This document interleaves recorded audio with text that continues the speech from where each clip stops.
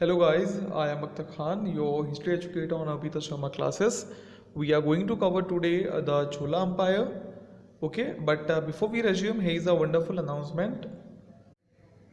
Unacademy is launching the perfect study partner for your UPSC CSE journey, equipped with India's best educators, wherein new batches will be launched every Monday. Now, how you can get your subscription? So first you have to download the Unacademy Learning app. Then you have to register or sign in on the app. You have to select the goal as UPSC CSE GS. You have to select plus and choose the duration which suits you best. You have to enter referral code Sharma20 to get 10% discount. Now, Unacademy batches for prelims plus mains for UPSC CSE 21, 22, 23 starts on every Monday. You can also get a chance to stand out from the crowd with Unacademy live test and quizzes, interactive classes, doubt clearing sessions, structured courses, and PDF. So what are you waiting for? Get your plus subscription now. Use code SHAMA20 to get 10% discount and gift yourself with the perfect study partner and preparing with the best. Hurry up, subscribe now. तो अभी हम शुरू करेंगे हमारा second class जो है south India the chhola empire. इस chapter में मतलब इस वीडियो में आपको जो है छोला एम्पायर के बारे में पूरी जानकारी मिलने वाली है। हम उनके एडमिनिस्ट्रेशन सिस्टम के बारे में पढ़ने वाले हैं, अलग अलग एडमिनिस्ट्रेशन के बारे में पढ़ने वाले हैं। तो प्लीज़ आप थोड़ा अटेंटिव रहना, अदरवाइज जो है आप जो पूरा एक यूज़ है इस वीडियो का वो नहीं जो है एक तरीके से पूरे तरीके से यूज़ नहीं कर पाओगे इस वीडियो को। तो प्लीज़ ये रिक्वेस्ट है मेरा कि वीडियो पूरा एंड तक ध्यान से देखना। बहुत सारे टर्म्स बीच में आने वाले हैं, ठीक है, और बहुत सारे अलग अलग एस्पेक्ट्स को हम डिस्कस करने वाले हैं छोला एम्पायर के। ओके, तो स्टार्ट करते हैं। अब यहाँ पे पहले मैं आपको दिखाना चाहूँगा कि छोला एम्पायर जो था वो भारत देश में कहाँ पे था। वैसे आपको दिखने में तो ये थोड़ा सा छोटा लगेगा, मतलब थोड़ी बहुत ज़्यादा रीजन इन्होंने ऑक्यूपाई नहीं किया था, लेकिन खास बात यह है इस एम्पायर की कि इनका इन्फ्लुएंस जो है इनके साथ साथ जो हमारे जो है इनके जो नेबरिंग नेशंस थे दूसरे, ठीक है, उन पे भी इनका अच्छा खासा इन्फ्लुएंस था। जैसे यहाँ पे आप देख सकते हो ये जो ब्लू वाला रीजन है ये आपका छोला एम्पायर है पूरा, but all this pink region, ये जो पिंक रीजन दिख रहा है आपको, यहाँ पे इनका इन्फ्लुएंस हुआ करता था। मतलब इनका जो है काफ़ी एक तरीके से आप बोल सकते हो कि मतलब रॉब था या एक जो है जलवा था इन रीजन में। बहुत ज़्यादा इन्फ्लुएंस था छोला एम्पायर का। आगे हम और डिस्कस करेंगे। श्रीलंका जो आज एक देश है वो पहले इनके कंट्रोल में था, इनके कब्जे में था। इसके साथ साथ इनका काफ़ी जो है एक तरीके से ये इंपॉर्टेंट ट्रेड रूट भी इन्होंने जो है इसको बना रखा था, जहाँ पे ये चाइना से बहुत अच्छा खासा ट्रेड करते थे। खैर, इन सारी चीज़ों के बारे में आगे मैं आपको बताने वाला हूँ। तो शुरू करते हैं थोड़ा सा इनके जो है मतलब इंट्रोडक्शन से। अब छोलास का जो जन्म है वो हुआ कहाँ से? तो छोला एम्पायर के फाउंडर थे विजयालया। अब विजयालया जो है पहले एक मामूली से फ्यूडेटरी थे, मतलब एक तरीके से फ्यूडल लॉर्ड का एक रोल निभाते थे पल्लवाज के अंडर, ठीक है। पल्लवाज भी आपके किंगडम थे जो साउथ में जो है फ्लरिश हुए थे। लेकिन इनकी जो कहानी है वो कहीं ना कहीं यहीं से शुरू होती है।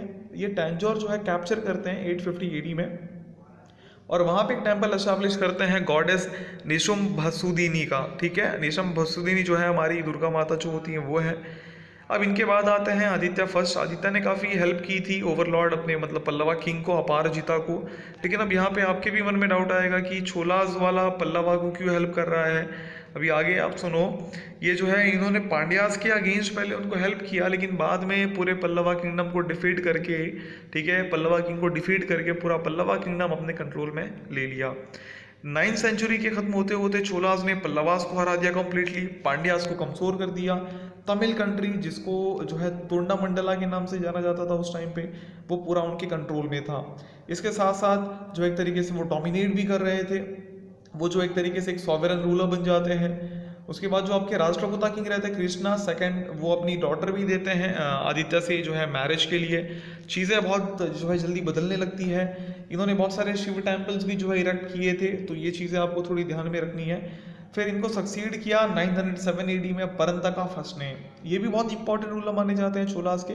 परंतका फर्स्ट एक बहुत ही एम्बिशियस रूलर थे, और इन्होंने अपने आप को शुरुआत से ही जो है बहुत ज़्यादा वॉर और कॉन्क्वेस्ट में एंगेज रखा। इन्होंने मदुरई को अपने कब्जे में कर लिया था पांड्या रूलर राजसिम्हा सेकंड से, और तभी उनको जो एक टाइटल मिलता है मदुराई कोंडा, कैप्टर ऑफ मदुरई। लेकिन ये एक तरीके से जो है मतलब कृष्णा थर्ड को हार जाते हैं जो राष्ट्रकूता रूलर रहते हैं। और कहाँ हारते हैं? एक बैटल में हारते हैं जो है आपका बैटल ऑफ तोकोलम। ये होता है आपका 949 AD में। तो छोलास को उस टाइम पे तोंडामंडलम मतलब जो आपका तमिल कंट्री था, तमिलनाडु जो आज का है, वो इनको देना पड़ता है। किसको देना पड़ता है? राष्ट्रकूटा को। इस समय एक तरीके से चोला किंगडम मतलब खत्म, मतलब अपने अंतिम कगार पे आ गया था। एक बहुत ही सीरियस सेटबैक जो है, जो छोला पावर जिस तरीके से राइज हो रहा था उसको मिला था, लेकिन फिर जो है रिवाइवल स्टार्ट होता है छोला पावर का जैसे ये परंतका सेकंड आते हैं, जिन्होंने वापस जो है तोंडामंडलम अपने कब्जे में कर लिया, मतलब तमिलनाडु अपने कब्जे में कर लिया, वापस अपने डायनेस्टी की जो है मतलब एक डोमिनेंस एस्टैब्लिश कर दी। अब जो क्लाइमैक्स था ना छोला पावर का, वो सबसे ज़्यादा मतलब सबसे ज़्यादा पावरफुल अगर छोला पावर थी किसी के रेंज में, तो वो थे परंतका सेकंड के सक्सेसर अरुमोलीवर्मन, जिनको क्राउन किया गया था एज राजा राजा फर्स्ट। तो ये पर्सनालिटी के बारे में आपको ध्यान रखना, ये बहुत इंपॉर्टेंट है। राजा राजा फर्स्ट 985 एडी में जो है मतलब एक तरीके से क्राउन हुए थे। जो अगले 30 साल थे ना, जो इन्होंने मतलब ये किया था, वो एक अलग ही जो है जादू था। आप उसको छोला इंपीरियलिज्म भी बोल सकते हो, जिस तरीके से इन्होंने अपना जलवा चलाया था। छोला किंगडम बहुत ही जो है एक्सटेंसिवली ग्रो करता है और एक बहुत ही मतलब एक अच्छे शानदार एम्पायर की तरह जो है आके खड़ा हो जाता है, एफिशिएंटली ऑर्गेनाइज, एडमिनिस्टर्ड, और जो है मतलब पावरफुल स्टैंडिंग आर्मी और कोस्टल रीजन तो थी इनके पास, तो नेवी भी बहुत स्ट्रांग बना रखी थी। राजा राजा ने अपने कॉन्क्वेस्ट की जो है शुरुआत कहाँ से की थी? Bye attacking the confederation between the rulers of Pandya and Kerala kingdoms end of सीलन। ये जो सीलन है ना बच्चों, यहाँ पे ध्यान देना आप लोग, सीलन जो है आपका श्रीलंका हुआ करता था पहले, श्रीलंका को सीलन भी बोला जाता था। तो इन्होंने पहले जो अपने आस पड़ोस के देश थे, अब उस टाइम पे, अभी आज जो हमारे अलग अलग स्टेट्स हैं, वो उस टाइम पे उनके राजाओं के लिए उनका एक देश हुआ करता था, ठीक है।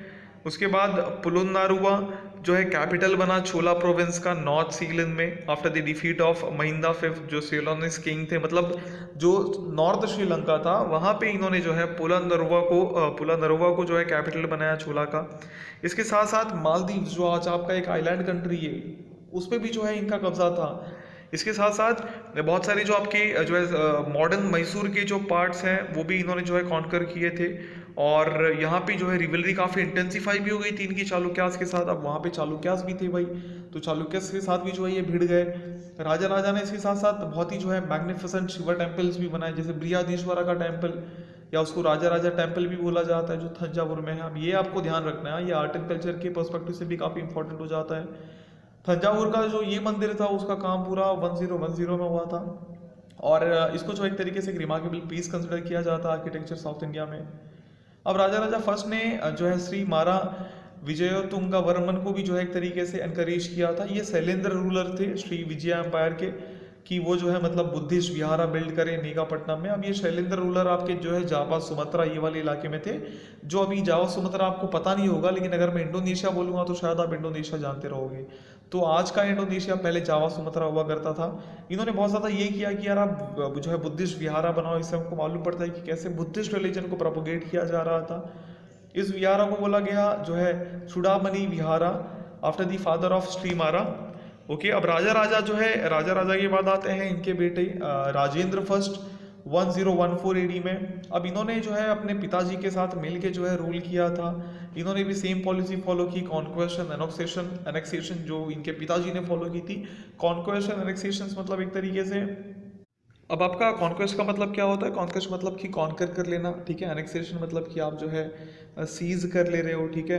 तो जो पिताजी ने पॉलिसी अपनाई थी बिल्कुल वही पॉलिसी जो है इन्होंने भी अपनाई, और जो प्रेस्टीज है, जो पावर है छोलास का, वो मेंटेन करके रखा। इन्होंने भी जो है एक्सपांशनिस्ट पॉलिसी अपनाई और एक्सटेंसिव जो है कॉन्कर किया सीलन में और भी बहुत सारे रीजन को जो है कैप्चर किया। पहले नॉर्थ श्रीलंका इनके कब्जे में था, अब और ज़्यादा जो है कैप्चर कर रहे थे। पांड्यास जो थे, जो पांड्या और जो आपकी केरला कंट्री थे, ठीक है। अब इनको जब इन्होंने कॉन्कर कर लिया तो इसको जो है कॉन्स्टिट्यूट किया गया था as vice royalty under the Chola king. अब यहाँ पे जो है इनको टाइटल दिया गया, ठीक है, विद द टाइटल ऑफ छोला पांड्या, और मदुरई जो है कैप अपना इसका हेडक्वार्टर बना दिया गया। अब पहले केरला जो है किसी और के कंट्रोल में था, लेकिन कॉन्कर करने के बाद इन्होंने जो है इसको अपना एक हिस्सा बनाया। और कलिंगा के प्रोसीड होते हुए राजेंद्र फर्स्ट ने जो है बंगाल पे भी हमला बोल दिया था, पाला को वहाँ पे हरा दिया। जो पाला के रूलर थे उस टाइम पे महिपाला, ठीक है, महापाला आएगा शायद, इन 1022 एडी। लेकिन इन्होंने कोई टेरिटरी वहाँ पे जो है एक तरीके से अनेक्स नहीं की थी। ओके, मतलब ऐसा नहीं कि किसी टेरिटरी को जो है अपना लिया हो। तो हमने पाला रूलर के बारे में इसके पहले वाले क्लास में ही पढ़ा था, तो ये आपको जो है ध्यान रखना है। अब इस ओकेजन को कमेमोरेट करने के लिए, मतलब जब इन्होंने पूरे कलिंगा को मतलब जो है एक तरीके से लांग दिया था। कलिंगा आपका पुराने टाइम का उड़ीसा हुआ करता था, और अगर आपको पता हो तो वेस्ट बंगाल की तरफ से गंगा रिवर निकलती है आपकी, गंगा रिवर को पार करते हुए जो है उस तरफ चले गए थे वो। इस ओकेजन को कमेमोरेट करने के लिए राजेंद्र फर्स्ट ने अपना एक टाइटल लिया जिसको बोलते हैं गुंगई कोंडाचला। ओके, जिसको जो है जिसका मतलब होता है the chhola conqueror of Ganga, मतलब एक ऐसा छोला जिसने गंगा को कॉन्कर कर लिया हो। अब ये बहुत ध्यान रखना आप, ठीक है, कि राजेंद्र फर्स्ट को ही जो ये टाइटल मिला था गंगाई कोंडा छोला का। अगर क्वेश्चन आता है so then you have to remember this title of Rajendra first. अब यहाँ पे इन्होंने जो है एक नया कैपिटल बनाया कावेरी के जो है माउथ के पास। कावेरी अगर आपको पता हो तो तमिलनाडु से बहती हुई एक नदी है, और वहाँ पे जो है उसका नाम रखा उन्होंने गंगई कोंडा चोलापुरम, मतलब एक ऐसा शहर जो छोला ने कॉन्कर किया था ऑफ द गंगा। ओके, अब नवल फोर्सेस के साथ जो है इन्होंने मलाया पेनिनसुला पे जो इन्वेड कर दिया था। मलाया पेनिनसुला मतलब आज का मलेशिया, और श्रीविजय एम्पायर मतलब जो आपका इंडोनेशिया पे ये था, वहाँ पे भी जो है मतलब इन्वेड कर दिया, अटैक कर दिया, हमला कर दिया, और नेबरिंग आइलैंड्स पे कर दिया। और सारा जो ओवरसीज है, जो सारा ट्रेड है, ठीक है, जो सारा ओवरसी ट्रेड है उस पर अपना एक कंट्रोल जमा के बैठ गया जो चाइना तक हो रहा था। तो मैंने मैप पे देखो ब्लू लाइन दिखाई थी आपको, अगर आपको याद हो तो ये इसी वजह से यही डिपेक्ट करता है कि कैसे जो है उन्होंने पूरा अपना एक कब्जा कब्जा कर लिया था, एक पूरा कंट्रोल एस्टैब्लिश कर लिया था। इसके साथ साथ उन्होंने 2 डिप्लोमेटिक मिशन से जो है भेजे थे चाइना में, पॉलिटिकल और साथ साथ कमर्शियल पर्पस के लिए। तो इससे हमको मालूम पड़ता है कि उस टाइम से ही मतलब एडमिनिस्ट्रेशन कितना शार्प था और डिप्लोमेसी कितनी इंपॉर्टेंस थी, ठीक है, कितनी इंपॉर्टेंस थी डिप्लोमेसी की। अब राजेंद्र को जो है सक्सीड किया उनके बेटे राजाधिराजा फर्स्ट ने 1044 एडी में। ये भी बहुत एबल रूलर थे। इन्होंने हॉस्टाइल फोर्सेस को जो है मतलब एक तरीके से वापस उठा पटका था सीलोन में, और जो रेबेलियन हो रहे थे, है ना, आंदोलन वगैरह जो रेबेल कर रहे थे पांड्याज, उनको जो है मतलब एक तरीके से सबक सिखाया। अब इन्होंने भी जो है अपनी विक्ट्री सेलिब्रेट की बाय परफॉर्मिंग वीराभिषेका। वीराभिषेका क्या होता है? कोरोनेशन ऑफ द विक्टर, मतलब जो है इन्होंने अपना एक तरीके से कोरोनेशन किया। अब ये कहाँ पे हुआ? कल्याणी में। और ये कब हुआ? After sacking Kalyani and assumed the title of Vijaya Rajendra. तो कल्याणी को अपने पूरे कब्जे में करते हुए इन्होंने जो है अपने आप को टाइटल दिया विजया राजेंद्र। इसके साथ साथ जो है इसके साथ साथ जो है इनकी जान भी चली जाती है बैटल में with the Chalukyan king Someshwara first at Koppam. इनके भाई जो रहते हैं राजेंद्र सेकंड, वो फिर इनको सक्सीड करते हैं। इनका जो स्ट्रगल था सोमेश्वरा के खिलाफ वो चलता रहा, और एक ऐसा भी दिन आया कि उन्होंने जो है पूरे तरीके से सोमेश्वरा को डिफीट कर दिया। कौन से बैटल में? The battle of Kudal Sangamam. इसके बाद आते हैं आपके वीरा राजेंद्र फर्स्ट। इन्होंने भी जो चालुक्यास को डिफीट किया, उसके बाद जो है एक विक्ट्री, एक पिलर ऑफ विक्ट्री इरेक्ट किया on the banks of Tungabhadra. ये थोड़ा बहुत आपको जो है ध्यान रखना, ये बहुत ज़्यादा इंपॉर्टेंट नहीं है, बट एक क्रोनोलॉजी आपको समझाने के लिए मैं बता रहा हूँ। उसके बाद विराज राजेंद्र मर जाते हैं आपके 1070 एडी में। उसके बाद आते हैं कुलोतुंगा। ये कुछ सालों तक जो है आपके रूल करते हैं, ठीक है। इनको ग्रेट ग्रैंडसन ये रहते हैं आपके राजा फर्स्ट के। ये बेटे रहते हैं Rajendra Narendra of Vengi and Chola princess among Devi, जो बेटी थी किसकी? राजेंद्र चोला फर्स्ट की। तो जो कुलुटुंगा थे आपके, कुलुटुंगा फर्स्ट, इन्होंने 2 किंगडम को एक तरीके से यूनाइट किया था, ठीक है, of the eastern Chalukyas of Vengi and the Cholas of Thanjavur. तो ये 2 किंगडम को जो है मिला दिया था। जो चालुक्यास थे वेंगी के, वेंगी आपका कुछ आंध्र प्रदेश वाला थोड़ा इलाका, और थंजावुर आपका जो है थोड़ा तमिलनाडु में आने वाला इलाका। अब कुछ इंपॉर्टेंट रिफॉर्म्स जो है एक तरीके से उन्होंने कैरी आउट किए, वो था एक तरीके से इंटरनल एडमिनिस्ट्रेशन को लेके, ठीक है। जैसे जो पूरा लैंड रेवेन्यू सिस्टम है उसको चेंज किया, जो टैक्सेशन सिस्टम है वो चेंज किया। इनको जो है सुंगम तवीरता का भी टाइटल दिया गया था, मतलब वो इंसान जिसने जो है टोल्स एबॉलिश किया हो। उसके बाद जो छोला अथॉरिटी थी सीलोन में, उनको जो है मतलब ओवरथ्रो किया किसने? विजय बाबू ने। अब ये मोनार्क थे आपके सीलन के ड्यूरिंग कुलोतुंगास रेन, और इन्होंने जो है काफ़ी बड़ी एम्बेसी भेजी 72 मर्चेंट्स की चाइना में, और जो है अपना एक कॉर्डियल रिलेशन बनाया श्रीविजया से भी। मतलब चीज़ें देखो सब पुतल पुतल हो रही थी सीलोन पे। एक समय जो है इनका कब्जा था, छोलास का कब्जा था, लेकिन अब जो है वहीं पे एक मोनार्क जो है जन्म ले चुका था। तो ये चीज़ें चल रही थी। अब इन्होंने पांड्या किंगडम को भी डिफीट कर दिया था, केरला को भी डिफीट कर दिया था। चोला अंपायर एक तरीके से मतलब 100 सालों से ज़्यादा जो है मतलब पावर में रहा था। वीक रूलर्स जैसे जैसे सक्सीड हुए, एक तरीके से उनकी कहानी खत्म होने लगी। जो चोलाज हैं और जो लेटर चालुक्याज है वो क्लैश करने लगे for the overlordship of Vengi. Vengi की कंट्रोल के लिए लड़ने लगे। तुंगाभद्रा दोआब और जो गंगा कंट्री है, ठीक है, वहाँ पे चोला अंपायर एक तरीके से फ्लरिशिंग कंडीशन में था 12th सेंचुरी में भी, लेकिन उसका जो डिक्लाइन है, जो खात्मा है उसका, वो बाय 13th सेंचुरी होना स्टार्ट हो जाता है। पांड्यन किंग सुंदरा जो है एक तरीके से एक फाइनल ब्लो, मतलब एक जो है बहुत बड़ा नुकसान, बहुत बड़ा जो है चोट दी जाते हैं by seizing Kanchi in 1297 AD.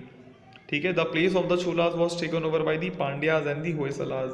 जो छोलाज एक समय जहाँ पे राज किया करते थे, जहाँ पे अपना पावर दिखाया करते थे, अब वो किसके कब्जे में आ चुका था? पांड्याज और होयसलाज के। और यही जो है एक तरीके से आपका एंड होता है यहाँ पे आपका छोला पावर। अब हम सीखेंगे बच्चों एडमिनिस्ट्रेशन के बारे में। अब मैं बताऊंगा आपको एडमिनिस्ट्रेशन के बारे में। अब जो राजा होता था ना उस समय भी जो है मतलब हेड हुआ करता था एडमिनिस्ट्रेशन का। छोलास का जो एडमिनिस्ट्रेशन था उस टाइम जो है मतलब किंग जो है एक तरीके से सेंटर होता था, सेंटर ऑफ हेड, और सारे पावर उसी के हैंड में कंसंट्रेटेड थे। अब जिस तरीके का आपका छोला गवर्नमेंट था ना वो एक तरीके से हेरिडिटरी मोनार्की था।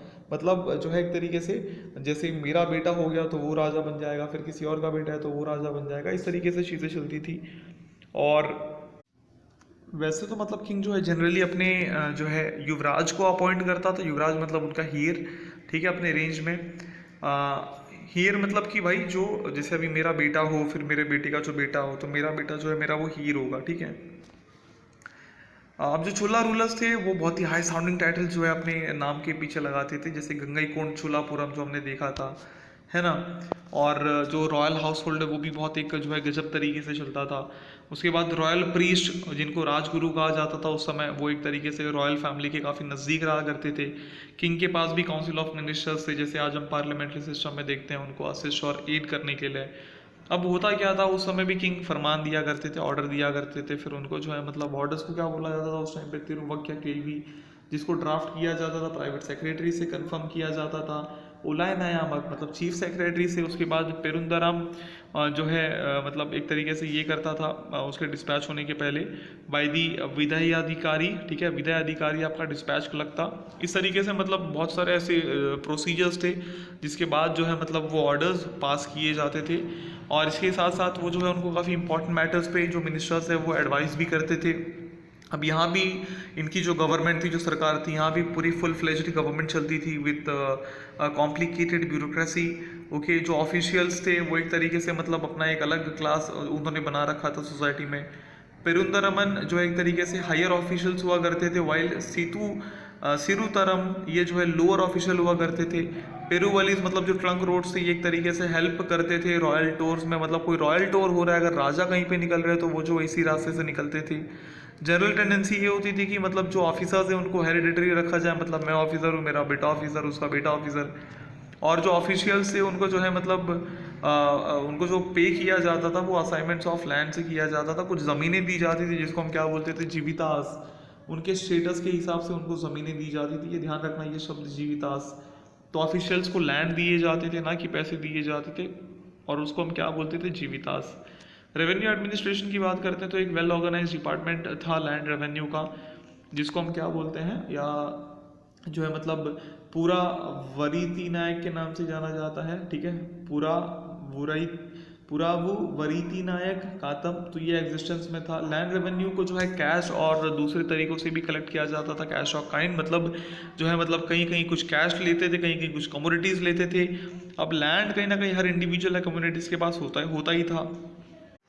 अब जो आपका शेड हुआ करता था राजा के अंडर, वो करीब जो है 1/3 ऑफ दी जो ग्रॉस प्रोड्यूस है वो डिमांड करते थे। इसका मतलब ये है कि जितना भी खेती हो रहा है, मतलब जो भी आपका कल्टीवेशन हो रहा है, जितने भी क्रॉप्स ग्रो हो रहे हैं, उसमें से 1/3 जो है मतलब उनको चाहिए। तो अगर 3 हिस्सा ग्रो हो रहा है तो उसमें से एटलीस्ट 1 पार्ट जो है वो लेंगे। कदमई या कुदुमई जो है इनके शास्त्री के हिसाब से बताया जाता है कि लैंड रेवेन्यू हुआ करता था। प्रोफेशन पे भी टैक्सेस थे, ठीक है, माइंस, फॉरेस्ट, सॉल्ट पैंस, इन सारे चीज़ों पे टैक्सेस थे। कुलतुम फर्स्ट को जो है जाना जाता है टूल्स को एबॉलिश करने के लिए।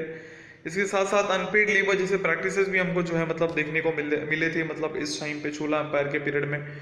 अब मिलिट्री एडमिनिस्ट्रेशन की बात की जाए तो आर्मी में जो है इन्फेंट्री भी होती थी, कैवलरी होती थी, साथ में एलिफेंट्स होते थे जो एक तरीके से 3 लिम्ब फॉर्म करते थे ग्रेट आर्मी के, मुन, रुकाई, महासेनाई। इन्फेंट्री मतलब वो सोल्जर जो आपके जो है ग्राउंड पे एक स्वॉर्ड और स्पीयर के साथ चलते हैं। कैवलरी वो होते हैं जिनके पास हॉर्स होता है और सारे वेपन्स होते हैं, और कुछ एलिफेंट्स पे चलते थे। अब जो काइकोलास थे ये सोल्जर्स होते थे जिनके पास काफ़ी स्ट्रॉन्ग आर्म्स होते थे, और सेनगुदार वो होते थे जिनके पास स्पीयर्स होते थे। ओके, तो काइकोलास और सेनगुंदार ये उस टाइम के आपके सोल्जर हुआ करते थे। काइकोलास को थोड़ा और स्ट्रॉन्ग समझा जाता था इन कंपैरिजन टू सेनगुंदार। विलायकर्स जो है बहुत ही डिपेंडेबल ट्रूप्स थे रॉयल सर्विस में, और ये जो है बॉडीगार्ड्स हुआ करते थे मोनार्क के। अब ये विलायकर्स आप याद रखना, ये बहुत ज़्यादा डिफेंड करते थे एक तरीके से, ठीक है, अपनी लाइफ से, और हमेशा जो एक तरीके से ये रेडी थे अपने आप को ये करने के लिए। अब जैसे अगर राजा मर जाता, ठीक है, राजा के फुनरल में ये खुद को भी जो है मतलब मार लेते थे, और काफ़ी ध्यान दिया जाता था आर्मी के ट्रेनिंग पे, कैंटनमेंट्स पे, जिसको हम जो है कड़ागम्स या पदई बुद्धू कहते हैं। तो ये भी हमको जो है देखने को मिला, ऐसा नहीं है कि वो ऐसे ही चल रहे थे। तो आज मॉडर्न टाइम्स में हमको जो देखने को मिलता है वो सेम चीज़ें हमने इसके पहले भी जो है देखी है, ठीक है। मतलब चोलास की हम बात कर रहे हैं ना, तो इन बिटवीन 9 to 10 सेंचुरी हमको ये सारे फीचर्स जो है चोलास में भी देखने को मिले। तो जैसे आज एक पूरा देश रन करता है, बिल्कुल उसी तरीके से एक देश जो है पहले भी हुआ करते थे। इसके साथ साथ चोलास का स्पेशल ध्यान जो है उनके नेवी पे भी होता था। अब पूरा एम्पायर जो है मंडलम्स या प्रोविंसेस में डिवाइडेड था। बहुत बार प्रिंसेस जो रॉयल फैमिली के होते हैं उनको अपॉइंट किया जाता था as a governor of the provinces. अब वापस उनको डिवाइड किया जाता है वला नडूस, जिसको डिविजन्स बोलते हैं, और फिर नाडूस जो डिस्ट्रिक्ट होता है आपका, और फिर कुरम्स विलेज। अब ये आपको ध्यान रखना है, ठीक है। तो यहाँ पे जो सोसाइटी का डिवीजन था, या आप बोल सकते हैं जो स्टेट का डिवीजन था, वो वला नडूस, नाडूस और कुरम्स में था।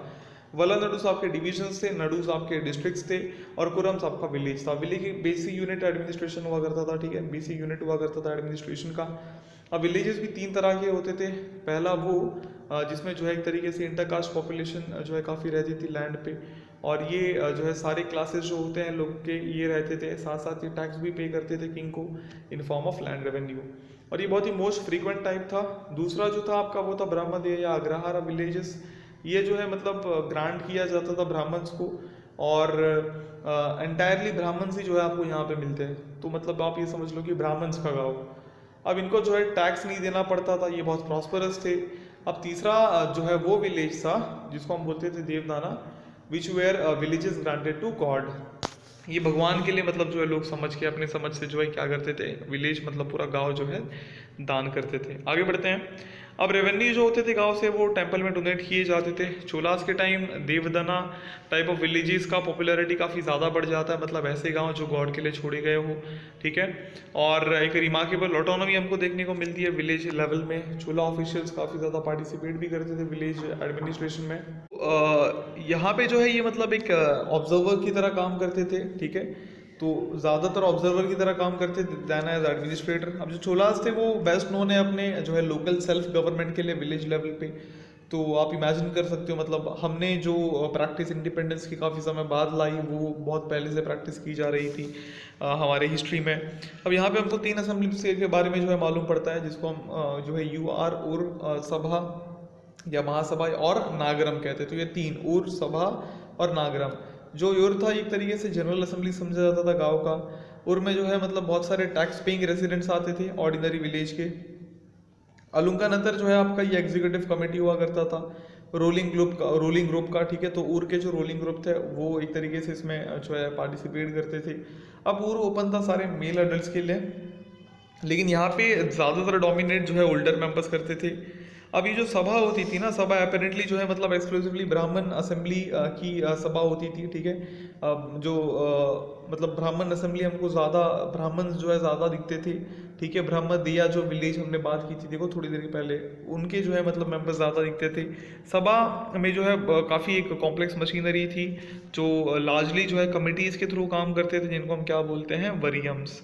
ओके, तो ये वर्ड्स आपको ध्यान रखना है। यहाँ पे वरियम से एक शब्द आ गया आपका, ओके। उसके बाद ऊपर जो अलग अलग जो है वर्ड यूज़ किए थे, वो वर्ड यूज़ किए गए थे असेंबलीज के लिए, उनके बारे में ध्यान रखना है। इकोनॉमिक लाइफ के बारे में बात करें तो लैंड टैक्स सबसे बड़ा सोर्स होता था इनकम का चोला स्टेट के लिए। जनरली 1/3 जैसा हमने देखा कि प्रोड्यूस का उनको चाहिए। उसके बाद विलेज असेंबली लैंड टैक्स और लोकल लिवाइज जो भी लेवीज जो भी लगाया जाता था उस पर ध्यान रखती थी। कैटल रियरिंग एक सब्सिडरी ऑक्यूपेशन हुआ करता था, मेन ऑक्यूपेशन नहीं था, मतलब ठीक ठाक था वैसे, ठीक है। और जो ट्रेड थे फॉरेन कंट्रीज के साथ, ये भी एक रिमार्केबल फीचर है, ठीक है, चोलास का। ये रूलर्स ने बहुत सारे अच्छे नेटवर्क बनाए, रॉयल रोड्स बनाए, जो ट्रेड के लिए एज वेल एज आर्मी के मूवमेंट के लिए काफ़ी एक तरीके से बहुत अच्छा था। और जो है गाइगेंटिक ट्रेड गिल्ड्स हुआ करते थे। ट्रेड गिल्ड्स क्या होता था आपका, गिल्ड्स ग्रुप होता था। अब ये क्या करते थे, व्यापार करते थे जावा और सुमात्रा से, मतलब जो आज आपका इंडोनेशिया है। साउथ इंडिया जो है textile, spices, drugs, jewels, ivory, horn, ebony, camphor, बहुत सारी चीज़ें एक्सपोर्ट करता था चाइना को, मतलब बेचता था। और ट्रेड की वजह से एक तरीके से प्रेस्टाइज और काफ़ी अफ्लुएंस जो है चोलास तक आया। कलांजू ये करेंसी हुआ करता था जो चोला किंगडम के समय चलता था, ठीक है। तो ये आपको ध्यान रखना है ऊपर ऊपर से कि कलांजू जो है करेंसी हुआ करता था चोला किंगडम का। अब सोशल लाइफ की बात की जाए तो कास्ट सिस्टम बेसिस था यहाँ पे सोशल ऑर्गेनाइजेशन का, पूरा जो समाज बसा हुआ था वो कास्ट सिस्टम के हिसाब से था, है ना। सोसाइटी को जो है काफ़ी ग्रुप्स में बांट दिया गया था, जाति में बांट दिया गया था। हर जाति हेरिडिटरी होती थी, मतलब अपने पिता से आते थे सब, मतलब वो होता ना पेरेंटल। और ब्राह्मणास, जो ब्राह्मण्स थे आपके, उनका एक प्रिविलेज पोजीशन था समाज में, उनको बहुत सारी जो है प्रिविलेजेस मिलते थे, बहुत सारी छूट मिलती थी, ठीक है। उनको रिलीजियस, इसके साथ साथ इकोनॉमिक पावर भी हुआ करते थे, उनको टैक्स नहीं देना पड़ता था, पूरा रॉयल सपोर्ट होता था। उनकी मेन ड्यूटी थी कि वो सिखाए, वो सीखे वेदास को और रिचुअल्स और सेरेमनीज जो है परफॉर्म करे। कुछ तो मतलब जो है चीफ प्रीस्ट की तरह भी काम करते थे टेम्पल में, और कुछ जो है काफ़ी एडवेंचरस थे और अपने आप को ट्रेड व्यापार में एंगेज रखा था। इसके साथ साथ इनको थोड़ी हल्की पनिशमेंट दी जाती थी अगर ये कोई क्राइम कमिट भी करते हैं, ठीक है। ऑलमोस्ट जो एक तरीके से आप बोल सकते हो। अब यहाँ पे आपका कोई ऐसा हमको क्षत्रिय इंस्टीट्यूशन देखने को नहीं मिला, तो इससे एक अलायंस हमको देखने को मिला कुछ सेक्शंस ऑफ ब्राह्मण्स और डोमिनेंट पीजेंट्री में। ओके, तो जो पीजेंट किसान लोग थे जो डोमिनेंट हुआ करते थे, उनका थोड़ा अलायंस देखने को मिला। अब नटर जो था, ये नटर जो है मतलब एक ग्रुप हुआ करता था डोमिनेंट पीजेंट का, ठीक है, मतलब डोमिनेंट पीजेंट कम्युनिटी हुआ करता था। और जो कल्टिवेटर्स थे ये सब ऑर्डिनेट क्लाइंट ग्रुप थे नेशन नेटर्स के। अब जो ये नए एसिमिलेटेड कास्ट थे, मार्जिनल ट्रैक्ट से जो आए थे आपके, इनको बहुत बार जो है मास ग्रुपिंग से जो है ये किया जाता था, मास ग्रुपिंग्स ऑफ इडंगई से पहचाना जाता था, मतलब लेफ्ट हैंडेड कास्ट, एंड वलंगई जिसको हम बोलते हैं राइट हैंडेड कास्ट, ठीक है। अब रूडिमेंट्री हायरार्की एक तरीके से बन चुकी थी सोशल ग्रुप्स की क्लासिकल टाइम से। और शिलापदिकरम के हिसाब से वेलालर मतलब कल्टीवेटर, और कोवालर मतलब काव हर्ड्स और शेप हर्ड्स, उसके बाद वीदार मतलब हंटर्स, पदैया सीआर मतलब आर्टिसन ग्रुप्स और आपके जो है आर्म्ड मैन, और वलैयार मतलब फिशरमैन, अलग अलग मतलब लोग हुआ करते थे, अलग अलग लोग जो है समाज का हिस्सा बन चुके थे, एक सोसाइटी फॉर्म की थी उन्होंने। और जो डिसीज रूलर है उनकी वर्शिप भी बहुत बार की जाती थी, बहुत सारे टेम्पल्स कंस्ट्रक्ट किए जाते थे as a tributes to dead kings, जो राजा जो है मर गया हो। तो ये स्पेशल फीचर था चोला पीरियड का, ये आपको ध्यान रखना है। ओके, कल्चरल लाइफ की बात की जाए तो चोलास के अंडर जो है तमिल कंट्री एक तरीके से काफ़ी जो है एक्सेलेंस हाइट पे जाती है आर्ट, रिलीजन, म्यूजिक, लिटरेचर की फील्ड में। अभी जो स्पीयर्स से चोला पीरियड के, ये एक तरीके से जो है काफ़ी सारे मूवमेंट्स का कल्मिनेशन था, जो पल्लवास के समय पे स्टार्ट हुआ था, लेकिन एट हाइट वो जो है चोलास की इस पे आया। बहुत सारे मोन्यूमेंटल आर्किटेक्चर बनाए गए in the form of Majestic temples and sculpture in stone and bronze, और बहुत ही मतलब शानदार तरीके से बनाया गया था पूरे भारत देश में। शायद यही एक ऐसा पीरियड था जहाँ पे इतना शानदार जो है आपका ये बनाया गया था। ओके, उसके बाद जो छोला कॉन्क्वेस्ट था, जब छोला ने जो है खदारम केधा, जो आपका इंडोनेशिया में ही एक आपका ये पार्ट है, उस पर अपना कब्जा जमाया था। और श्री विजया जो है मतलब एक तरीके से वहाँ पे रूल कर रहे थे, तो वहाँ पे एक तरीके से एक कमर्शियल कॉन्ट्रैक्ट हमारा बन गया था, ठीक है। और हमारा चाइनीज एम्पायर के साथ भी कमर्शियल कॉन्ट्रैक्ट था। तो यहाँ से इससे क्या हो रहा था, एक तरीके से हम इन्फ्लुएंस कर पा रहे थे हमारे लोकल कल्चर को। इसके बहुत सारे एग्जाम्पल्स हैं, जैसे हिंदू कल्चरल इन्फ्लुएंस का एग्जाम्पल जो है ये हो सकता है कि साउथ ईस्ट एशिया आज भी जो है एक तरीके से बहुत सारा लेगेसी चोलास को ओन करता है। जैसे बहुत सारे टेम्पल्स बनाए गए, जैसे great temple complex at Prambanan in Indonesia. तो यहाँ पे बहुत सारी सिमिलैरिटीज हमको मिलती है साउथ इंडियन आर्किटेक्चर के साथ। और एक मलय क्रॉनिकल है जिनका नाम है क्रॉनिकलर है सिजारा मिलायू। इनके हिसाब से जो रूलर्स होते थे ना मलक्का सुल्तानेत के, ये क्लेम करते हैं कि ये जो है डिसेंडेंट है चोला अम्पायर के किंग्स के। अब जो चोला रूल है उनको आज भी जो है याद किया जाता है मलेशिया बहुत सारी जगहों पे, ठीक है। बहुत सारे नाम जो है आज भी छोलन से एंड होते हैं, चूलन से एंड होते हैं, जैसे राजा चूलन, तो और फिर राजा ऑफ पेरक, मतलब जो पेरक के जो राजा थे, ठीक है, राजा चूलन। तो इससे एक तरीके से हमको ये भी समझ में आता है कि हाँ कहीं ना कहीं कुछ ना कुछ रिलेशन है। और चोलास ने जो ये एक्टिविटी है वो कंटिन्यू रखी थी, ठीक है, टेम्पल बिल्डिंग वाली जो एक्टिविटी है, ट्रेडिशन है पल्लवा डायनेस्टी का, और काफ़ी सिग्निफिकेंटली कंट्रीब्यूट किया द्रविडियन टेम्पल डिज़ाइन को। बहुत सारे शिव टेम्पल्स बनाए रिवर कावेरी पे, उनके बैंक्स पे, और जो टेम्पलेट था इसका जो है एक तरीके से फ्यूचर टेम्पल का, वो फॉर्मुलेट किया गया था बाय आदित्य फर्स्ट एंड परंता का।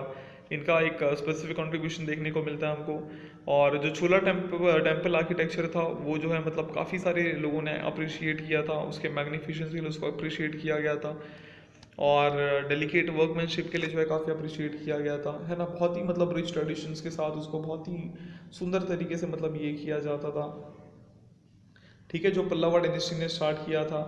आर्किटेक्चरल हिस्टोरियंस एक आर्किटेक्चरल हिस्टोरियन है जेम्स फर्गुसन, वो कहते हैं कि जो चोला आर्टिस्ट थे, the Chola artist conceived like giants and finished like jewellers.